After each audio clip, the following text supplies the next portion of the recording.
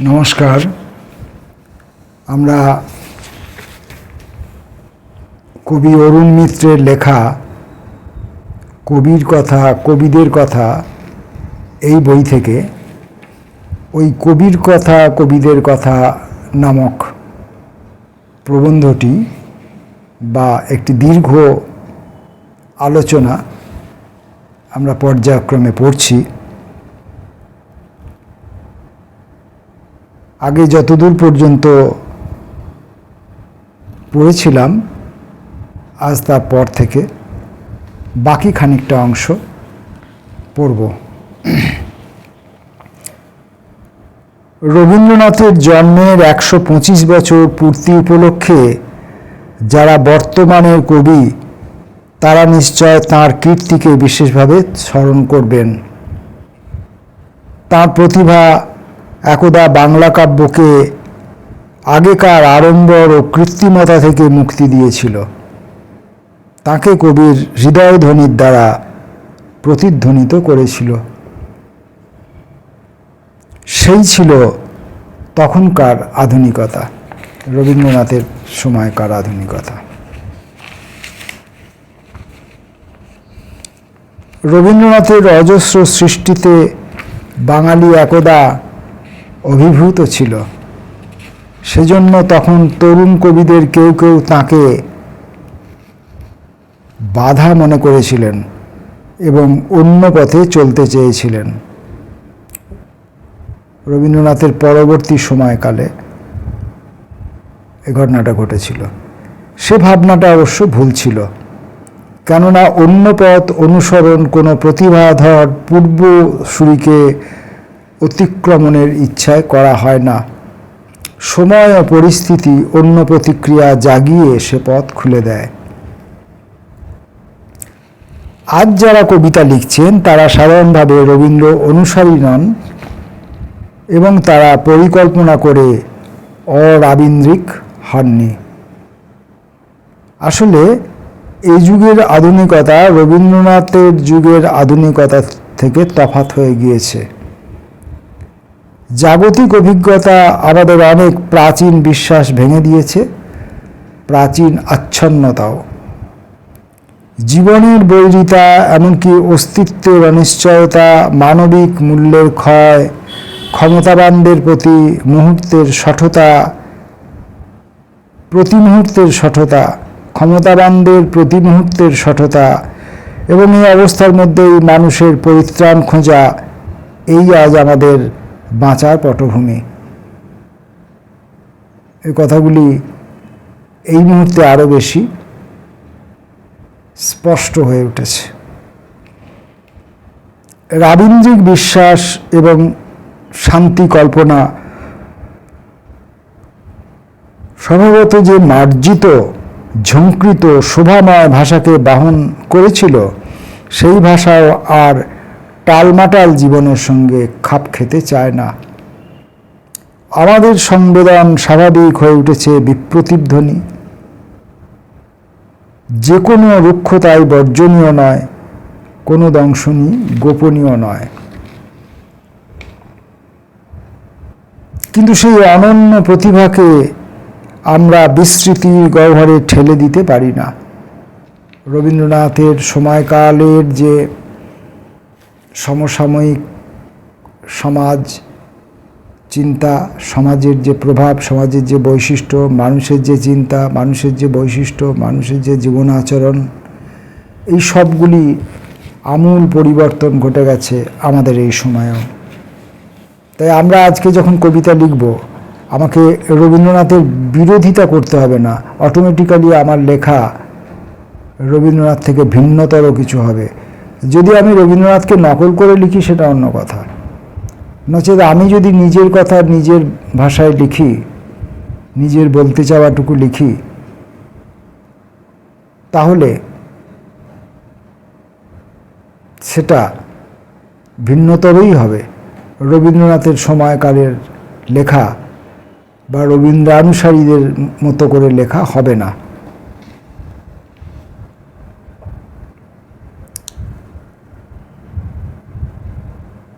আমাদের সংবেদনে স্বাভাবিক হয়ে উঠেছে প্রতিধ্বনি, যেখানে কোনো রুক্ষতাই বর্জনীয় নয়, কোনো দংশনই গোপনীয় নয়। কিন্তু সেই অনন্য প্রতিভাকে আমরা বিস্মৃতির গহ্বরে ঠেলে দিতে পারি না। এই যে রবীন্দ্রনাথের সঙ্গে আমাদের লেখার ভাষা, চিন্তাধারা, ভাবনা এসব মিলছে না বলে আমরা রবীন্দ্রনাথকে অস্বীকার করে দেব, এটার প্রয়োজনীয়তাও নেই, আর এটা উচিতও নয়, এটা কাম্যও নয়।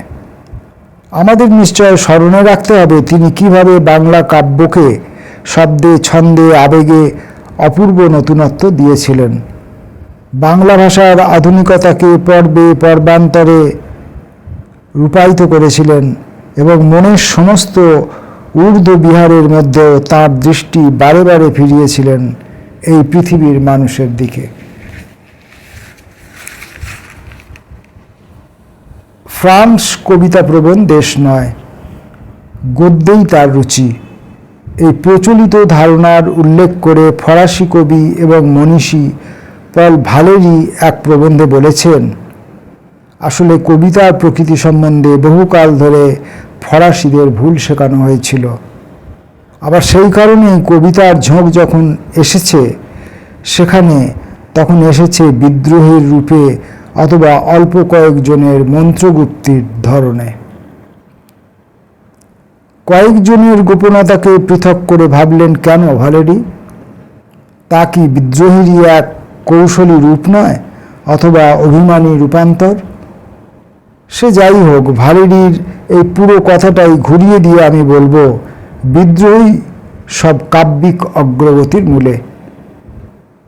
এবার বিদ্রোহের রকম ফের আছে। বিদ্রোহ মানে তো কিছুই নয়, বিদ্রোহ মানে যে অবস্থাটা চলছে আমি সেটার পরিবর্তন করতে চাই, এই তো ব্যাপার।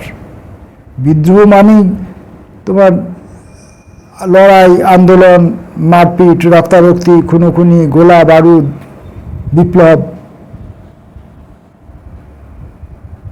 এরকম বিষয় নয়। বিদ্রোহ মানে যে অবস্থাতে আমরা এতকাল ধরে রয়েছি সেই অবস্থাকে ভেঙে ফেলে বা সেই অবস্থা থেকে বেরিয়ে এসে ভিন্নতরভাবে চিন্তাভাবনা করা, ভিন্নতরভাবে বলতে শেখা, প্রকাশ করতে শেখা।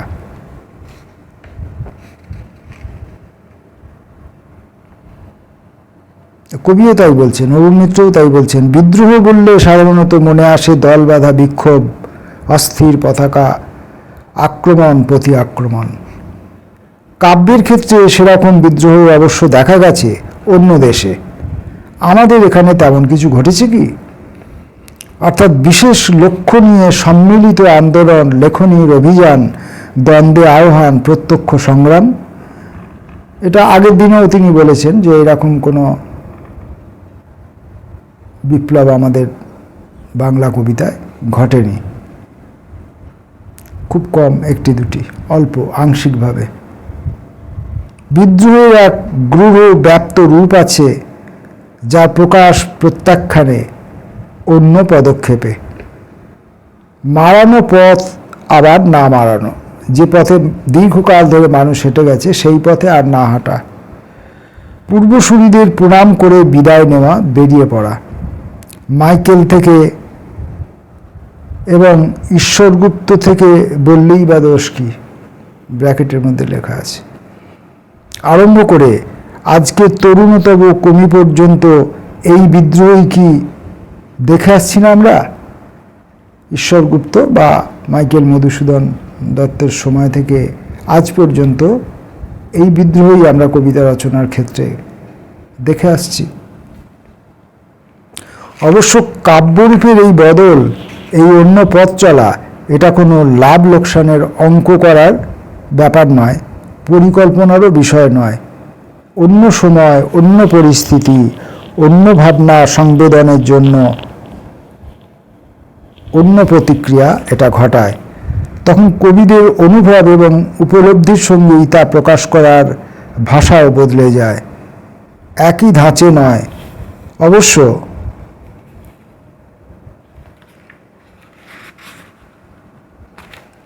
সেটা ঘটতে পারে শুধু ফ্যাশনের ক্ষেত্রে, যেখানে জোর করে কৃত্রিমভাবে করা হয়। এই পরিবর্তনের ব্যাপ্ত লক্ষণ থেকে বোঝা যায় আমরা কাব্যিক সচলতার অন্য এক পর্যায়ে পৌঁছেছি। অর্থাৎ লেখক তাহলে বলতে কি চাইলেন, বা যেটা বলতে চাইলেন বোধহয়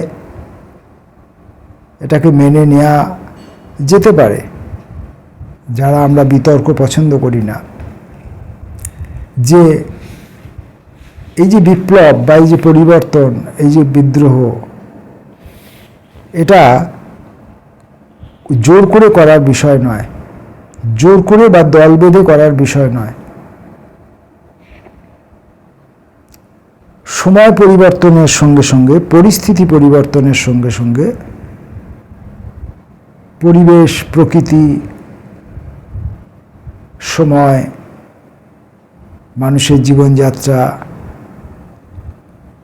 এখন আবার এর সঙ্গে যুক্ত হয়েছে প্রযুক্তি, এইগুলো যখন বদলে বদলে যাচ্ছে তখন অটোমেটিক্যালি মানুষের প্রকাশের ভাষাও পরিবর্তিত হবে, এটাই প্রত্যাশিত। সেই পরিবর্তনটা প্রথম যার হাত ধরে আসে তাকে আমরা শুধুমাত্র চিনে উঠতে পারি বা চিনে ওঠার অবকাশ থাকে।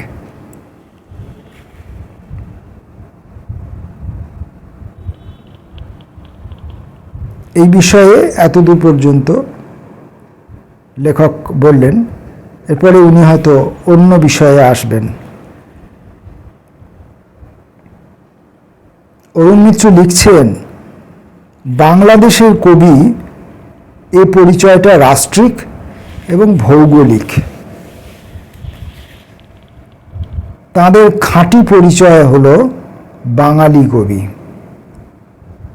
বাংলাদেশের কবি, পশ্চিমবঙ্গের কবি, এইটা তার রাষ্ট্রিক বা ভৌগোলিক পরিচয়, আসলে তারা বাঙালি কবি। ভাষার মতো এমন মা তো আর হয় না। বাংলা যার ভাষা, তার অন্তঃকরণের অব্যবহিত প্রকাশ ওই ভাষায়। যেমন আমি বাঙালি, কোনো দুঃখ বা আনন্দ হলে, ক্রোধ বা ক্ষোভ জন্মালে তা যদি সঙ্গে সঙ্গে প্রকাশ পায়, তাহলে তার আধার হয় বাংলা ভাষা। কোনো শারীরিক অনুভূতির বেলাতেও তাই। এই স্বতঃস্ফূর্ততা আমার জন্মসূত্রে পাওয়া। আমার মা বুকের দুধের সঙ্গে এই প্রকাশের ভাষা আমাকে দিয়েছিল। আমার শরীর মনের সার তার সঙ্গে জড়ানো। সুতরাং ভাষার চেয়ে মৌলিক পরিচয় মানুষের আর কী বা থাকতে পারে। এক ব্যক্তির আসল পরিচয় জানার বিষয়ে গোপাল ভাঁড়ের যে গল্পটা আছে, তার ভাড়ামির পেছনে এই গম্ভীর সত্যটা আবিষ্কার করা যায়। এই গোপাল ভাঁড়ের এই গল্পটি, এই অংশটি পড়ার সঙ্গে সঙ্গে আমি মনে মনে এটা ভাবছিলাম, আর দেখলাম আলোচক নিজেও সেই গোপাল ভাঁড়ের গল্পটি অবতারণা করেছেন। সেই গল্পটিতে এরকম বলা আছে, আপনারাও অনেকেই জানেন, যে এক ব্যক্তি, তিনি বহু ভাষাবিদ, অনেক ভাষা জানেন, কিন্তু আসলে তিনি তার ভাষা, মাতৃভাষা কোনটি,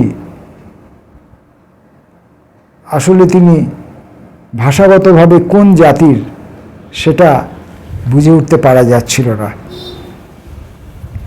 তাই তাকে একদিন ভয় দেখানোর ব্যবস্থা করা হয়, এবং অতর্কিতে একটা অস্বাভাবিক পরিস্থিতির মধ্যে, পরিবেশের মধ্যে পড়লে মানুষ ভয় পায়, এবং যখন ভয় পায় তখন তার ভয়ের প্রকাশটা তার মায়ের ভাষাতেই, মাতৃভাষাতেই ঘটে, এবং সেটাও গল্পের মধ্যেও ঘটেছিল। সেই কথাটি লেখক এখানে বলতে চেয়েছেন। কোনো লেখক বাংলাভাষী অঞ্চলের যেখানেই জন্মান না কেন, বাংলা সাহিত্যের ইতিহাসেই তার স্থান।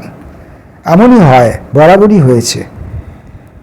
দৌলত কাজী, আলাওল, মুকুন্দরাম, ভারতচন্দ্র, মাইকেল, রবীন্দ্রনাথ, মোশাররফ হোসেন, কায়কোবাদ, গোবিন্দচন্দ্র দাস সবাই সমানভাবে বাংলা সাহিত্যের মানুষ। রাষ্ট্রগত জাতি পরিচয়ে রুশো যে সুইস ছিলেন, সে কথা আর কে মনে রাখে? তিনি ফরাসি সাহিত্যেরই বিরাট পুরুষ। মেতেরনাক ও ভেরারেন বেলজিয়ামের লোক, কিন্তু তারা ফরাসি সাহিত্যেরই নামী লেখক। আধুনিককালে বেলজিয়াম আরি মিশো এক প্রধান ফরাসি কবি হিসেবেই খ্যাত। অবশ্য সাহিত্যের বিবরণ নানা দৃষ্টিকোণ থেকে দেয়া যায়। কোনো দেশসীমা বা রাষ্ট্রসত্তাকে তার ইতিহাসের ভিত্তি করা যায়। সাহিত্যের বিবরণটা দেওয়া যেতে পারে তার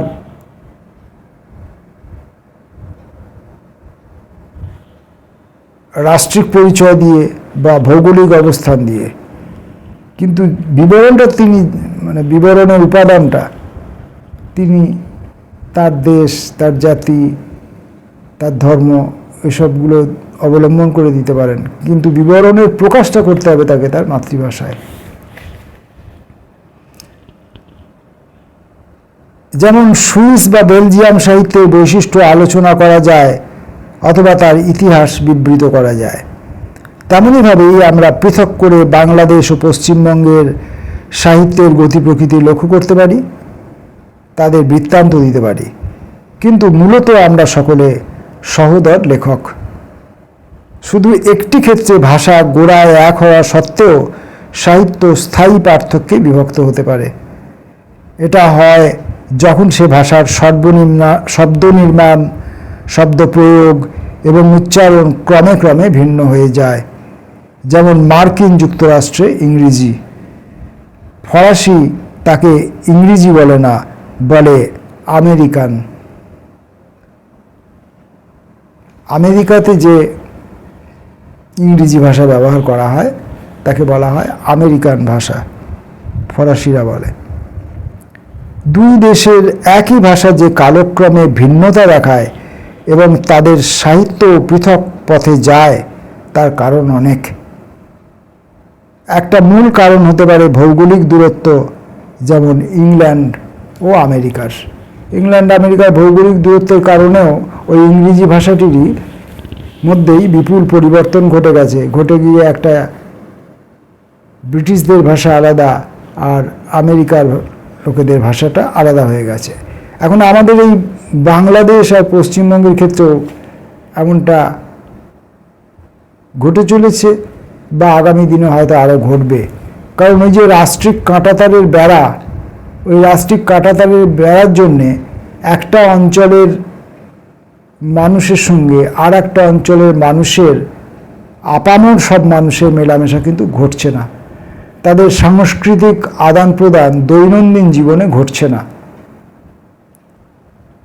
লেখকরা কিছু, পশ্চিমবঙ্গের কিছু লেখক আমন্ত্রিত হয়ে বাংলাদেশে গেলেন, বাংলাদেশের কিছু লেখক আমন্ত্রিত হয়ে পশ্চিমবঙ্গে এলেন, বা আমরা বাংলাদেশের কবির কবিতা পড়লাম, বাংলাদেশের কবিরা পশ্চিমবঙ্গের কবিতা পড়লেন।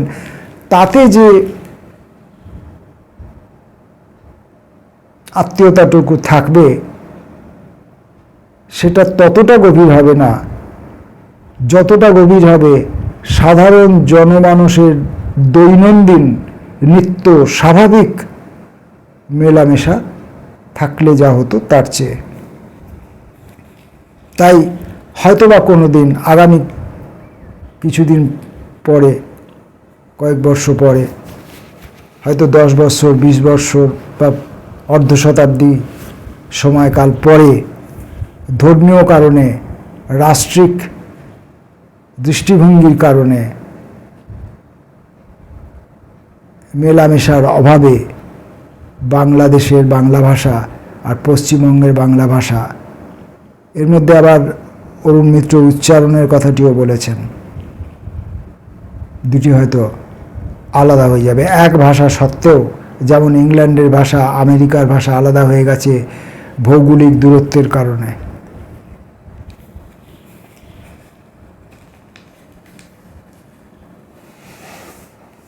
আসা যাক অন্য একটি বিষয়ে। এখানে কবি অরুণ মিত্র বলছেন একটু চর্বিত চর্বণ করা যাক।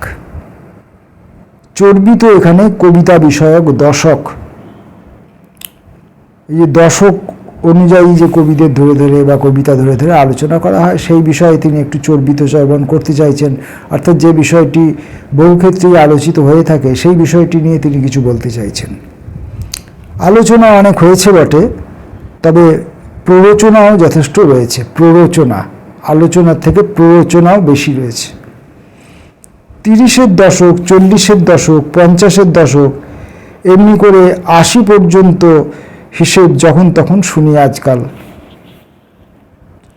এর আগের দশক বেচারাদের কিন্তু ভারী হেনস্থা, কেউই তাদের নাম করে না। তার একটা কারণ আমার আন্দাজে আসে। আমার অনুমান, রবীন্দ্রনাথের প্রতাপ যখন তুঙ্গে থাকায় দশক টশক ভয়ে কাছে ঘেঁষত না, সুতরাং কেউ তাদের তোয়াক্কা করত না। কিন্তু সূর্যের তেজ কমতেই তারা গুটি গুটি বেরিয়ে আসে। তারপর শুরু হয় মিছিল। এক তরুণ সমালোচকের শ্লেষোক্তি পড়েছি, দশকওয়ারি হিসাবের আসল কারণ নাকি এই যে তাতে অনেক কবির নাম ঢুকিয়ে দেওয়া যায়। একটা দীর্ঘ সময় ধরে কবিতার আলোচনা যদি আমি করতে থাকি, টানা 50 বছর ধরে বা টানা 100 বছর একটা সময়কাল, একটা স্প্যানকে ধরে আমি যদি আলোচনা করতে থাকি, স্বভাবতই আলোচনার মধ্যে যে কবিরা উল্লেখিত হবেন তাদের সংখ্যা কমে যাবে স্বভাবতই।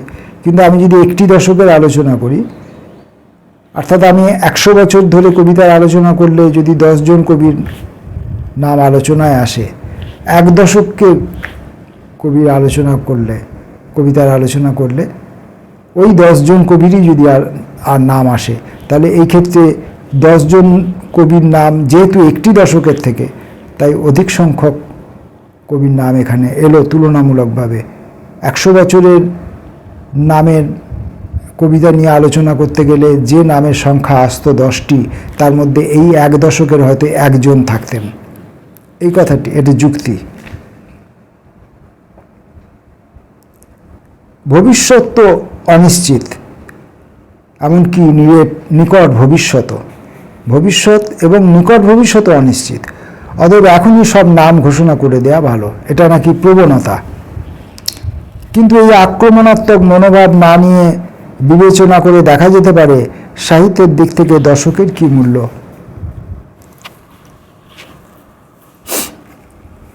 কোনো দশকের যদি কিছু তাৎপর্য থাকে, তা ধরতে পারা যায় শুধু পশ্চাৎ দৃষ্টিকে, যাকে ইংরেজিতে বলে রেট্রোস্পেক্টিভলি, এবং সে তাৎপর্য সাহিত্যের আলোচনায় উল্লেখযোগ্য মাত্র দুটি ক্ষেত্রে। এক, সেই দশক যদি এমন বিশিষ্ট লেখক আত্মপ্রকাশ করে থাকেন যার সাহিত্য ধারাকে প্রভাবিত করেছেন। দুই, সেই দশকে যদি কোনো বিশেষ যৌথ প্রবণতা সাহিত্যে দেখা দিয়ে থাকে কিংবা কোনো সাহিত্যিক আন্দোলন চলে থাকে, তবেই সেই দশকটির আলাদা করে আলোচনা করার দরকার পড়ে বলে অরুণ মিত্র মনে করছেন।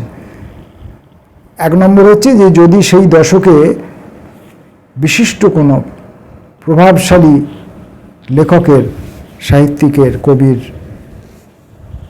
আবির্ভাব হয়ে থাকে এবং তার প্রভাবে প্রভাবিত হয় বেশ কিছু কবি, বেশ কিছু মানুষ, দীর্ঘকালের একটা লেখালেখির স্প্যান, সেটা হলে, অথবা কোনো দশকে যদি একটা সাহিত্যের আন্দোলন গড়ে ওঠে।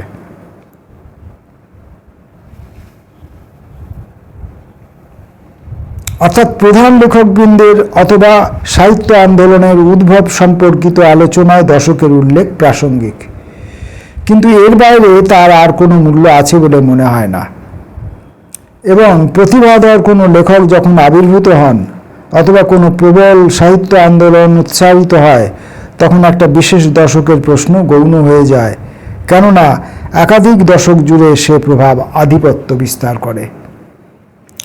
দর্শকদের নাম ঘোষণা অর্থপূর্ণ হতে পারে যদি সেই দশকে একটা স্বতন্ত্র সাহিত্যিক প্রবণতা দেখা দেয়, কিন্তু তার কোনো বাধা ক্রম নেই।